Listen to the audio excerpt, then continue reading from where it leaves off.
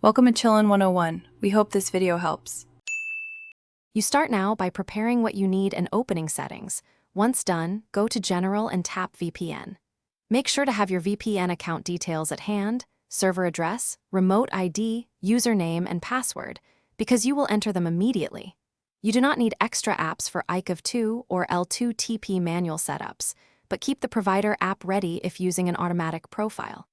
After opening the VPN pane, tap Add VPN Configuration to proceed with the first actionable setup step. You now enter the configuration details, and you should follow provider instructions closely.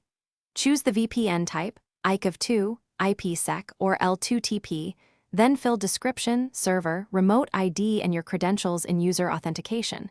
Once done, review encryption and proxy settings. Make sure to toggle Send All Traffic on if the provider advises routing all data through the VPN. If you have a certificate or token, install it first.